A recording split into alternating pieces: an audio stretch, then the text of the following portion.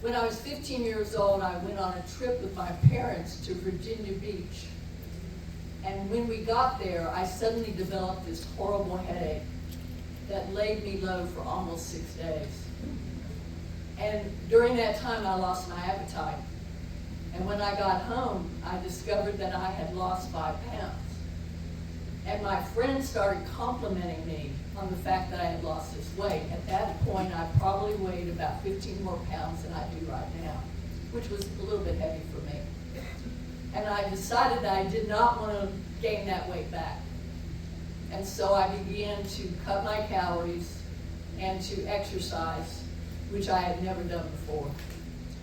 And immediately, this had very serious consequences on my mental and physical health. I lost my period right away, didn't have a menstrual period for 5 years. Oh my God. I got cold. I began to grow this hair all over my arms and legs. I looked like a rhesus monkey. And I became socially isolated because I was afraid that if I was with my friends and family, I would start eating. And I became very compulsive about my schoolwork. I was become very perfectionistic.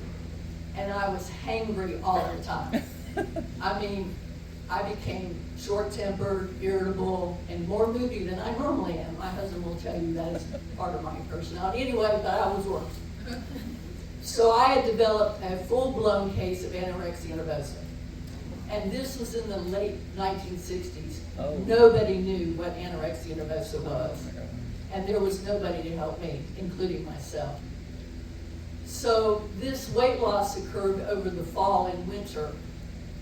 And so I had on heavy clothes, and we didn't realize how much weight I had lost until one day I just went to pieces before I went to school. I just broke down in tears because I had hurt my foot and I couldn't exercise anymore. And so my mother finally figured out that something was really wrong, and so she made me eat a big breakfast, and she thought that if I just started eating, then it would go away. But unfortunately, that's easier said than done. And by that time, my brain was not functioning right. It was starving. And every cell in my body was screaming for food. But I had this iron will, and I was not going to gain weight. And so I continued to lose weight until one day I put on a bathing suit, and I looked at myself in the mirror, and I was 83 pounds, and I was a walking skeleton. That's 30 pounds less than I weigh right now. So I was really thin. Oh my God. And I decided I did not want to look like that. So I was going to gain to 100 pounds. And I did that over a year. And the deal was, as long as I ate, I could exercise. So during the same time, you start thinking about careers. And so my junior year, I got these brochures from Health Careers of Kentucky. And one of them was on a registered dietitian. I had never heard of one. But when I looked at what they studied, it was everything I was interested in, because a person with anorexia knows every calorie, has read every nutrition article, knows everything about exercise, and that's what registered dietitians are about. So I decided to become a registered dietitian, and I went to college to be one, and I excelled in my coursework. And in my senior year, I read an article by a very famous nutritionist named Jean Mayer, who was out of Harvard, and he wrote an article about anorexia nervosa, and it was my life story. Short article, but it was me. So I began to read about anorexia, and I wrote a senior paper on the topic. So I completed my nutrition studies. I got a master's degree in nutrition. I was slowly recovered. And I did my dietetic internship, and then I took a job in the mountains of North Carolina in a public health department. And one day, the pediatrician that worked in our clinic came to me, and she had heard that I had recovered from anorexia nervosa.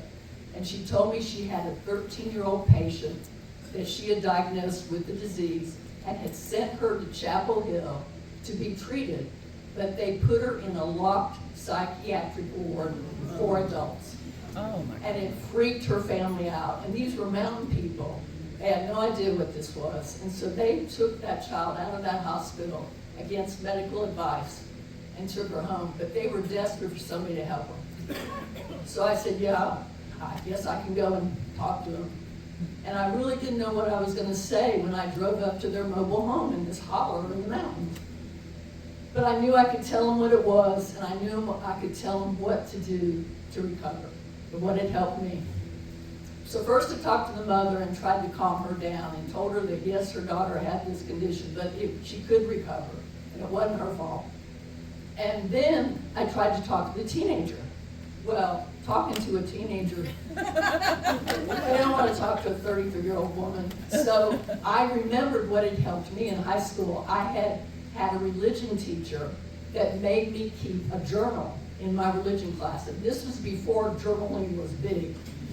Nobody was journaling back then. And I had poured my heart out to her in this journal. And she had written comments in the margins and had never talked to me face to face about my situation. And so that had been very therapeutic for me. So I decided with this girl that what I would do is we would exchange letters every time we saw each other. And she could say whatever she wanted to, and I could say whatever I wanted to. But when we were together, we would do something fun. Yeah. Because I found out in my recovery that people with anorexia have a pleasure phobia. They think if it tastes good, feels good, looks good, it's got to be bad.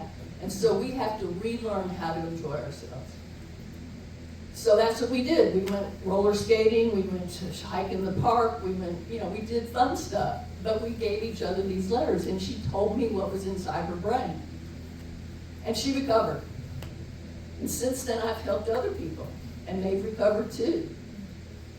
And now, I am convinced that I would not have recovered as well if I had not started helping other people. Group support is very important. So my eating disorder is now a bad memory. I got a career out of it. I learned how to eat healthy food. I learned how to exercise. I'm 72 years old and I have no chronic diseases. So all I learned from this is that you can have a strength that can become a weakness when you take it to excess. But that weakness can become a strength again if you get the right support and learn how to take care of yourself.